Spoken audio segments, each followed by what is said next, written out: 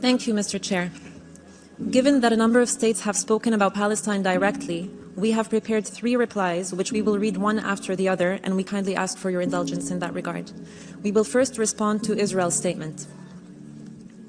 Mr. Chair, at the outset, let us remind Israel that our name is not the Palestinian Authority, but the State of Palestine. Sure, your finance minister said at an event in Paris earlier this year, there is no such thing as a Palestinian people.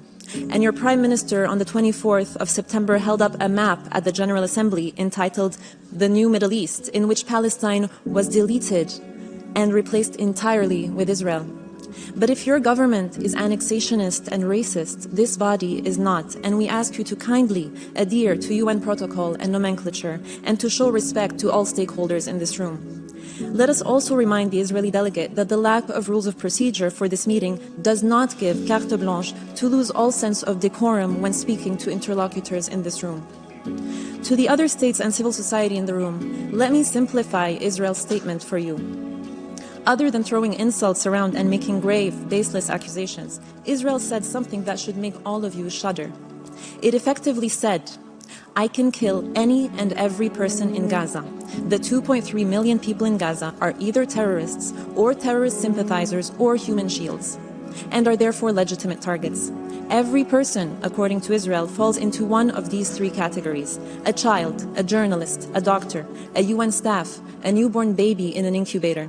And so, according to Israel, it can kill them and then have the audacity to come to this room and tell the world with a straight face, we are acting in accordance with international law.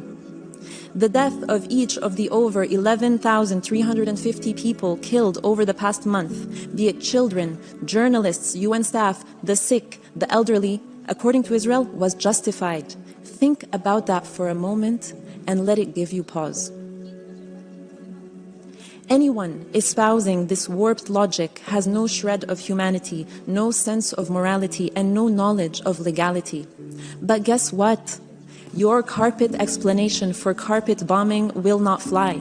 People are not fools. The people in this room are seasoned diplomats who are well-read, have a knowledge of history, and many of whom have seen your government make the same arguments during your 6 previous military aggressions on Gaza in the past 15 years.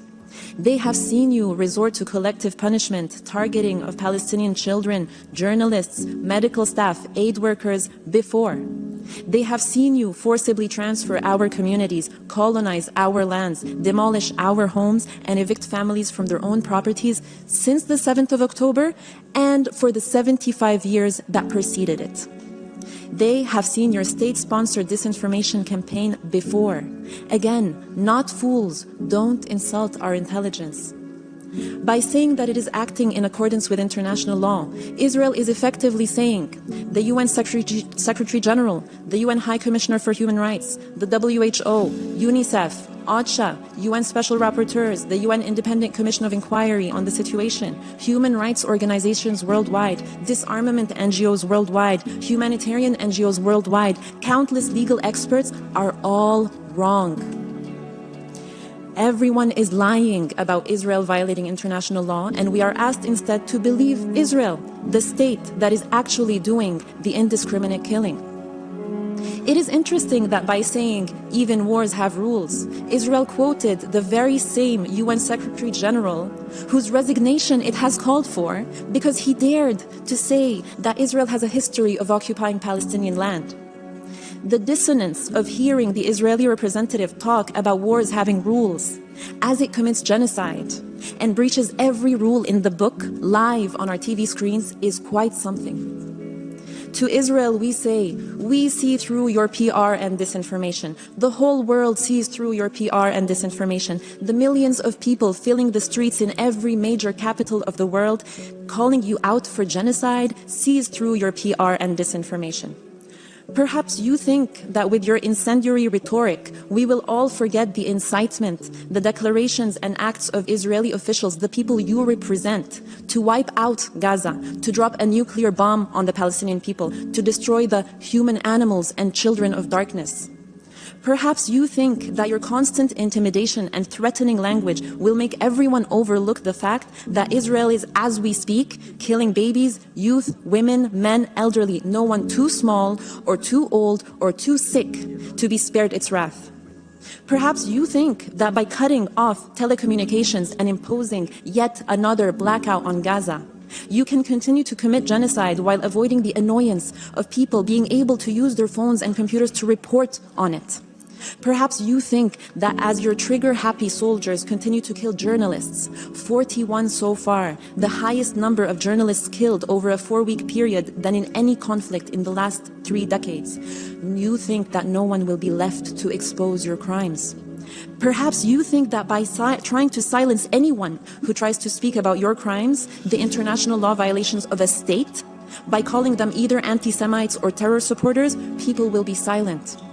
And your intimidation campaign knows no bounds. They attack Palestinians, Jews, Israelis, UN officials, politicians, parliamentarians, university professors, and anyone worldwide who calls you out for your violations of international law. But guess what? Your intimidation and silencing will not work. We, along with all peace-loving nations and along with all people of conscience around the world, will not be silent. We will continue to call you out on your crimes, to call for accountability for your violations, for sanctions as your government continues to reject calls for a ceasefire, to massacre our people, and to entrench your colonial occupation and apartheid regime. Something your country should have learned over the past 75 years is that the Palestinian people are a people who refuse to disappear. And your nuclear threats and your bombs and your tanks and your bulldozers will never break the Palestinian people's will to be free and to live in the dignity and peace to which all people are entitled. Unlike you, we have consistently stood in this forum calling for respect for international law, for ethical principles to guide state behavior, for peace over war, for humanity over national interests, for disarmament over destruction. Once again, we stand in this forum to call on all states to respect and ensure respect for international law. Let the law be the measure by which all are judged, not propaganda and hateful, biased spin steeped in racism. And to Israel's absurd assertion that Palestinians have a problem with people of Jewish faith and give the impression that this is a religious conflict, let us say it loud and clear, this is not and has never been about religion. Had the occupiers of our land or the violators of our rights been Muslim, Christian, Buddhist, Hindu, atheist, or of any other conviction, we would have called them out all the same. Palestine has always been multiracial, multi-ethnic, and multi-religious. People of Jewish faith have lived in historic Palestine as Palestinians for centuries. We consider them to be our brothers and sisters. And since the memory of the Holocaust has been invoked, let us also say loud and clear, we have the greatest of solidarity with both the victims and survivors of the Holocaust. It was not Palestinians that committed that horrific genocide, but the fascist forces that spawned from Europe. And it is unconscionable that a number of European leaders are again beating the drum as another genocide is now underway in Gaza. We are united with those hundreds of thousands of Jews around the world, including from organizations like Jewish Voice for Peace, If Not Now, Na'amod UK, who are calling out this genocide and chanting in the streets of New York, London, Paris, Berlin, Sydney, Toronto, and all major Western cities so that their governments can hear. Not in our name, end the genocide in Gaza. With them, we stand together to end this pain and suffering. Together, we will not allow this to happen. Never again is now.